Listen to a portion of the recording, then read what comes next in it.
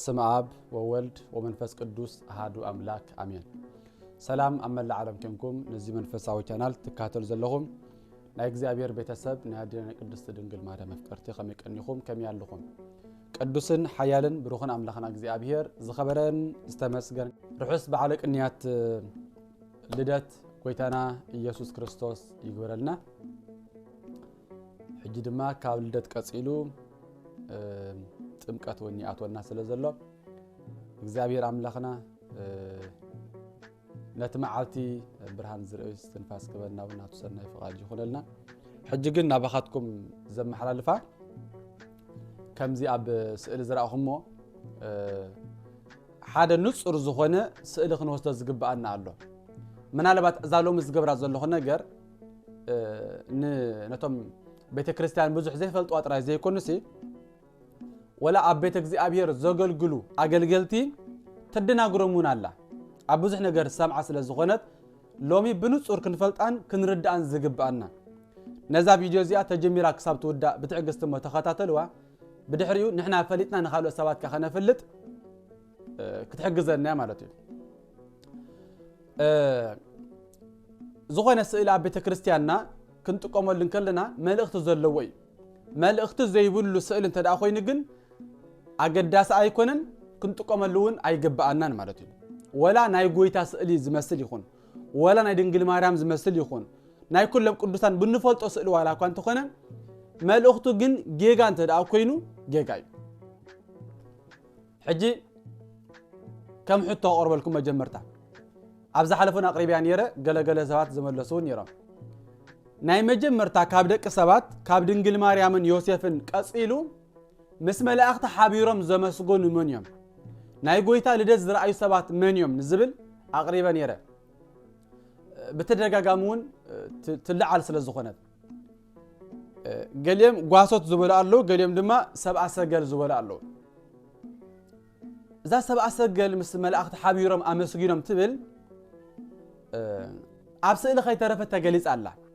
እዚ ድማ ጌጋ እዩ ናይ ጌጋ እዩ ናይ ቤተ ክርስቲያን ትምህርቱን አይኮነን መጽሐፍ ቅዱሳውን አይኮነን ሕጂ ክልተ ስእሊ መጀመርታ ከሪእኩም ሞ መብርህና ሃብ ኩለን ከይደ እዛ ስእሊ እዚኣ መጀመርታ ረአይዋ እዛ ስእሊ ዮሴፍ አረጋዊ ኣብ ድሕሪ ቅድስት ድንግል ማርያም ኣሎ ቅድስት ድንግል ማርያም ኣብ ቅድሚኡ ኮፍ ኢላ ንጎይታ ብጨርቂ እናጠቕለለቶ ዘርኢ ኣብ ጥቁ ድማ ናይ እንስሳ ዘርኢ ስእሊ ኣሎ ማለት ኣብ መብልዒ ማልከም ዝተወልደ ማለት እዩ ኣብ ላዕሊ እንተሪኢኹሞ ዘመልክት ኮኸብ ኣሎ ኣብ ጥቁ ድማ ክልተ መላእኽቲ ኣለው እዞም ክልተ መላእኽቲ እዚኣቶም ነቶም ኣእላፍ ዝኾኑ መላእኽቲ ዝውክሉ ተባሂሎም ተሳኢሎም ዘሎ ማለት እዩ ክልተ መላእኽቲ ኣለው ኣብ ታሕቲ እንተወሪድና ድማ እቶም ሰለስተ ግን ናይ ሰብአ ሰገል ምሳሌ እዮም ናይ ሰብአ ሰገል እንታይ ይብለው ዕጣን ወርቂ ከርበ ኣብ ቅድሚ ተመርኪኾም ህያብ ይብለው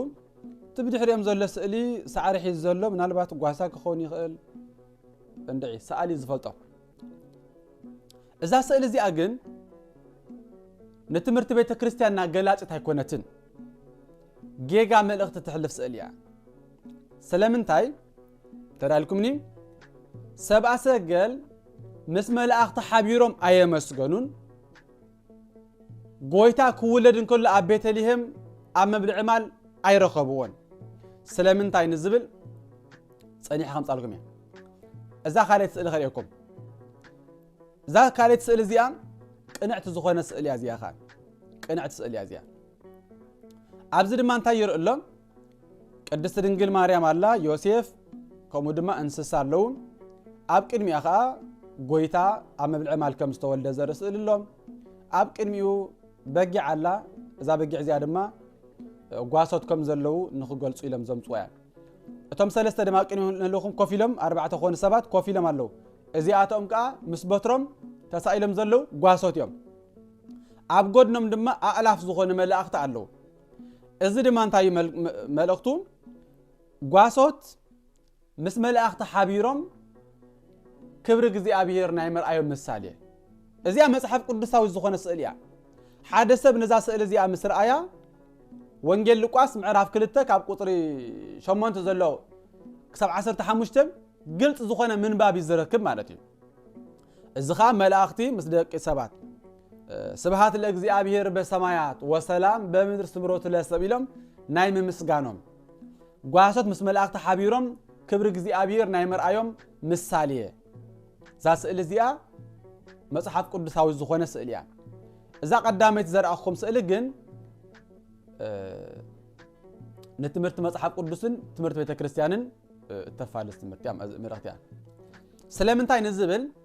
ናይ መጀመርታ ምስ መላእክቲ ሓቢሮም ዘመስገኑ ጓሶት ዳአምበር ሰብአ ሰገል አይኮንን ስለምንታይ ምክንያቱ ሰብአ ሰገል ካብቲ ዝነበሩ ዓዲ ክሳዕ ናብ ጎይታ ዝመጹ ክልተ ዓመት ይወስድሎም ክልተ ዓመት ጎይታ ምስተወለደ ሓደ ነገር ሪኦም ኮኸብ ሪኦም እዚ ኮኸብ እዚ ምስራአዩ አቦኦም ዝነገሮም ስለ ዝነበረ እዚ ኮኸብ ፍሉይ ኮኸብ ስለ ዝረአዩ እቲ ኮኸብ መሪሕዎም ምክንያቱ እቲ ኮኸብ ምስ ወፀ ሓደ ዓቢ ንጉስ ተወሊዱ ስለ ዘሎ ክትሰግድሉ ኪድ ኢሉ ስለ ዝነገሮም አቦኦም ንሳቶም ከዓ ብመልክዕ ኮኸብ ተመሪሖም ናብቲ ሄሮድስ ዝነበረ ቦታ እንከይዶም ምክንያቱ እቲ ኮኸብ ኣብ መንጎ ስለ ዝጠፍኦም ማለት እዩ ብድሕሪ ሄሮድስ ነዚ ነገር ዝምሰምዐ ተናዊጹ ኩል ህዝቡ ሙስተናዊጹ ዳሕራይ ነቶም መራሕቲ ዝነበሩ መምህራን ንኹሎም አኪቡ ስምዑ እስኪ ንጉስ ኣብዛ ዓዲ ክውለድ ድዩ ከምኡ ዝብል ጽሑፍ ከዓ ኣሎ ኢልዎም ንሶም ከዓ ንጎይታ ወላ እኳ እንተዘይሰዓብዎ እቲ ምንባብ ግን ይፈልጥዎ እዮም ወሎ አቲ ቤተልሔም ምድረ ይሁዳ ንስኺ ካብተን አውራጃታት ና ይሁዳ ፈጺምካ ኣይትንእስን ይኺ ካባኺ ንጉስ ክወጽዩ ዝብልሲ ኣሎ ኢሎም ነጊሮሞም ኣሎ ኢሎም ነጊሮሞም ብድሕሪ ነቶም ሰባት ኪዱ ስገድሉ ኣነ ከዓ ንስኻትኩም መሰገድኩምሉ ኣነ ከዓ ከማኹም መጽየ ምእንቲ ክሰግደሉ ሓብሩኒ ኢልዎም ነይሩ ንሱ ግን ክቆትሎ ኢሉ ዳእምበር ክሰግደሉ ኢሉ ስለ ዘይኮነ ናኡ ምስከዱ መልአኽ እግዚአብሔር ብኻልእ መንገዲ ንኽኸዱ ከዓ ሓቢርዎም ማለት እዩ ሕጂ እቲ ቃል መጀመርታ ከም ብበልኩም እየ እዚ ከዓ ኣብ ወንጌል ዮሐን ማቴዎስ ምዕራፍ 2 ካብ ቁጥሪ 1 ብዛዕባ ምምጻእ ሰብ ጥበብ ዝብል ሕጂ ሕልፍ ኢለ ከም ብበልኩም ኢየሱስ ብዘመን ንጉስ ሄሮድስ ኣብ ቤተልሔም ምድሪ ይሁዳ ምስተወልደ እንሆ ካብ ሃገር ምብራቅ ዝተላዕሉ ሰብ ጥበብ እቲ ዝተወልደ ንጉስ አይሁድ አብ ያሎ አይቲ ሃሎ ዝተወልደ ንጉስ አይሁድ ኢሎም መጽዮም ኮኸቡ ብምብራቅ ርኢና ሞኽን ሰግደሉ መጽና እናበሉ ናብ ኢየሩሳሌም በጽሑ ሕጂ እንታይ ንውሰድ እዞም ሰባት እዚኣቶም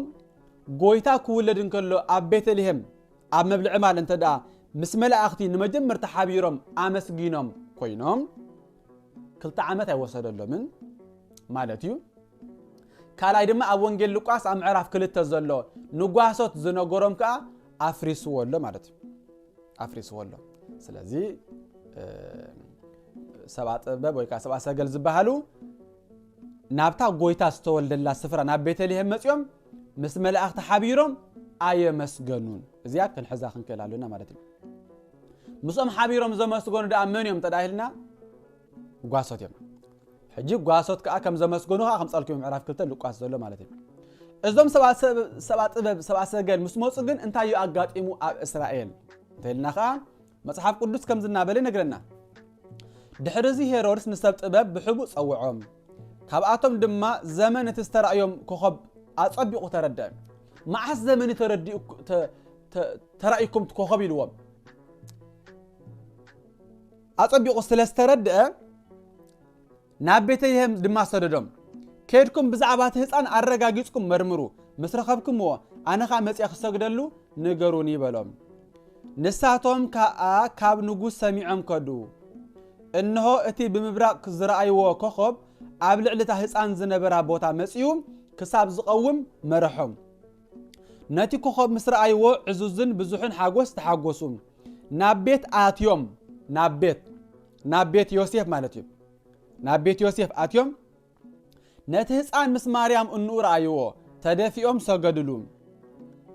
ሳጽኖም ከፊቶም ከአ ወርቅን ዕጣንን ከርበን ገጸ በረኸት ሃብዎ ናብ ሄሮድስ ከይምለሱ አምላኽ ብሕልሚ ስለ ዘጠንቀቆም ድማ ብኻልእ መንገዲ ናብ ሃገሮም ተመልሱ ይብል ስለ ቃላቱ ስም አምላኽና ስም እግዚአብሔር ዝኸበረን ዝተመስገነን ይኹን ሕጂ ሄሮድስ ናይ ዝለም ዘሎ ከይድኩም ስገድሉ ኢልዎም ሓደ ካልኣይ ድማ መዓስ ተራእይኩም ኢሉ ከዓ ሓቲትዎም መርሚርዎም ንሶም ከዓ ክልተ ዓመት ከም ዝወሰደሎም ኩሉ ብዝርዝር ነጊሮም እዮም ብኸመይ ንፈልጥ ክልተ ዓመት ከም ዝበልዎ ምክንያቱ ክልተ ዓመት ገይሩ ካብ ዝረአየና ከምዚ ኣይበልዎን ብኸመይ ንፈልጥ ተባሂሉ ባዕሉ እንታይ ኢሉ ታሕቲ ኣብ ቁፅሪ 16 ከምዚ ይብል ሽዑ ሄሮድስ እቶም ሰብ ጥበብ ከም ዘላገጹሉ ምስ ረአየ ኣዝዩ ተቆጥዐ እሞ ንኹሎም ህፃናት ቤተልሔምን ኣብ ኩሉ ጎደቦታት ንፀንሑን ካብ ሰብ ጥበብ ኣረጋጊጹ ብዝሓተቶ መጠን ዘመን ብዝሓተቶ ዘመን ወዲ 2 ዓመት ኣቕተለ ወዲ 2 ዓመትን ካብውን ታሕት ዝነበሩሉ እዩ ኣቕተለ ይብል ሕጂ ስለምንታይ ወዲ 2 ዓመት ኣቕቲሉ እንተዳኢልና ዝወሰደልና መንገዲ 2 ዓመት ኢሎም ስለ ዝሓብሮ ማለት እዩ ካብ ወዲ 2 ዓመት ዘሎ ንታሕቲ ቀቲልዎ ዝወሰደልና ደሞ ሓደ ወርሒ እንተዝብልዎ ነይሮም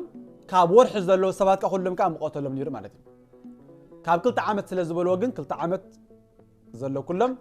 ኣቕቲልዎም ስለዚ ሰብኣ ሰገል ምስ መፁ ጎይታ ወዲ 2 ዓመት ነይሩ ክመፁ ከለዉ ሲ ጎይታ ወዲ 2 ዓመት ኮይኑ ፀኒሕዎም እምበር ሽዑ ኣይኮነን ዝውለድ ነይሩን ማለት እዩ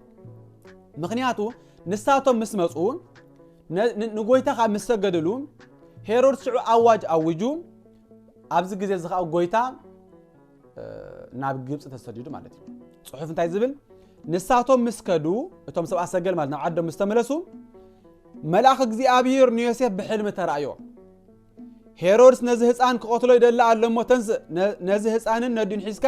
ናብ ግብጽ ህደም ክሳዕ ዝነግረካ ከዓ ኣብኡ ጽናሕ በሎ ይብል ስለዚ ጎይታ ክስደድ እንከል ናብ ግብጽ ወዲ ዓመት ነይሩ ታይድናስ ወዲ ሰሙን ኣይነበረን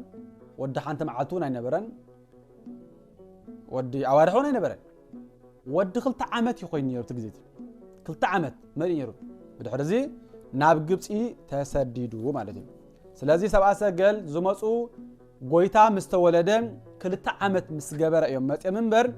ምስ መላእኽቲ ሓቢሮም ዘመስገኑ ከም ዘይኮኑ ክንፈልጥን ክንርዳእን ይግባአና ማለት እዩ ሓንቲ እዛ ናይ ጓሶት ዝበልኩኹም ምዕራፍ 2 ዘላን ንሳ ከም ብበልኩም ሞ እቲ መልእኽተይ ክውድየ ምዕራፍ 2 ጓሶትን መላእኽትን ዝብል ኣብቲ ሃገርቲ ብለይቲ ማሎም ክሕልው ኣብ መሮር ዝሓደሩ ጓሶት ነበሩ መልአክ እግዚአብሔር ድማ ተራእዮም ክብሪ እግዚአብሔር እውን ኣብ ዝሪኦም ኣብርሀ ኣዝዮም ካፈሩ እቲ መልአክ ድማ እንሆ ንኩሉ ህዝቢ ዝኸውን ዓቢ ሓጎስ ኣበስረኩም ኣለኹም ኣይትፍሩ ዘፍርህ ዜና ይኮንኩን ኣጽልኩም ዘለኹም ንኩሉ ዓለም ተስፋ ዝኸውን ህይወት ዝኸውን ብርሃን ዝኸውን ብስራት የምጽልኩም ዘለኹም ኣይትፍሩ ምክንያቱ ሎሚ መድሓኒ ክርስቶስ ጎይታ ኣብ ዓዲ ዳዊት ተወሊድልኩም ኣሎ ንኩላትና ዘድሕን ንኩላትና ተስፋ ዝህብ ንኩላትና መድሓኒ ዝኾነ ጽድቅና ዝኾነ ህይወትና ዝኾነ ብርሃንና ዝኾነ ተስፋና ዝኾነ ኢየሱስ ክርስቶስ ንሱ እቲ ጎይታ ተወሊድልኩም ኣሎ ምልክት ከኣዚ ይኹንኩም በጭርቕቲ ዝተጠቕለለ ህፃን ኣብ መብልዕ ማል ደቂሱ ክትረኽቡ ኢኹም በሎም በሃንደበት ከዓ ብዙሓት ሰራዊት ሰማይ ምስቲ መልአክ ኮይኖም ከም ዝስዕብና በሉን ኣምላኽ የመስግኑ ነበሩ ክብርና ኣምላኽ ኣብ ኣርያም ሰብ ከዓ ምድሪ ኣብ መንጎቶም እግዚአብሔር ዝሕጎሰሎም ሰብ እቶም መላእኽቲ ካብኣቶም ናብ ሰማይ ምስ ዓረጉ ድማ እቶም ጓሶት ንሓድሕዶም ነዚ እግዚአብሔር ዝገለጸልና ክውን ነገር ንርኢ ንዑናይ ናብ ቤተልሔም ንኺድ ተባሃሉ ቀልጢፎም ከኣከዱ ንማርያምን ዮሴፍን ከዓ ነቲ ኣብ መብልዕ ማል ዝደቀሰ ህፃንን ከዓ ረኸብዎም ነዚ ምስ ረኣዩ ድማ ብዛዕባ እቲ ህፃን ዝተነገሮም ነገር ኣውረዩ እቶም ሰምዑ ዘበሉ ኩሎም ከዓ በቲ እቶም ጓሶት ዝነገርዎም ተገረሙ ማርያም ግና ነዚ ነገር እዚ ኩሉ ኣብ ልባ ተዋህልሎን ተሓስቦን ነበረ ወትወደው ኩሉ ዝተልባ ስለ ቃላቱ ስም ኣምላኽና ስም እግዚአብሔር ዝኸበረን ዝተመስገን ይኹን ስለዚ እዚ ትምህርቲ ኩሉ ሰዓት ስለ ዘይወሃብ ሓደ ግዜ መስተማሃርና ሓደ ግዜ መስፈለጥናዮ ኣብ ልብና ንጽሓፎሞ ብድሕሪኻ ንኻልኦት ሰባትካ ንረዳኣሉ ስለዚ ጓሶትን ሰብኣ ሰገልን ክትሓዋወሱና የብሎምን ጓሶት መጀመርታ ምስ መላእክቲ ሓቢሮም ዘመስገኑ እዮም ሰብኣ ሰገል ግን ምስ መላእክቲ ሓቢሮም ኣይመስገኑን ንጎይታ እውን ኣብ መብል ዕማል መጽዮም ህያብ ይሃብዎን እዚ ዘርእየና ዘሎ ስእሊ እዚ ጌጋ እዩ እቲ ንጹር ዝኾነ ስእሊ ክንወስድ ይግባአና ብዙሓት ናይ ቤተ ክርስቲያን ኣገልገልቲ እውን ዝተሓወሶም ንሪኢ ኣለኻን ስለዚ እዛ መብርህ እዚኣ ከባ መጽዮ ዘለኹሞ ነቲ ናይ ቤተ ክርስቲያና ትርጓሜ ነቲ ናይ ቤተ ክርስቲያና ትውፊት ነቲ ናይ ቤተ ክርስቲያና ትምህርቲ ናይ መጽሓፍ ቅዱሳዊ ኩሉ ኣጽኒዕና ብርድኢት ንሓዞ ትንክፍ እንታይ ትባል ጭራ ነብሪ ኣይተሓዝ እንተሒዝካ ኣይትፈሉ ስለ ዝኾነ ናይ ቤተ ክርስቲያን ትምህርቲ ክንመሃር እንከልና መምሃሩሲ ዕሙቕ ኣቢልና ንሓዞ ማለት እዩ ነዚ ክንገብር ቅዱስ ኣምላኽና እግዚአብሔር ይደግፈና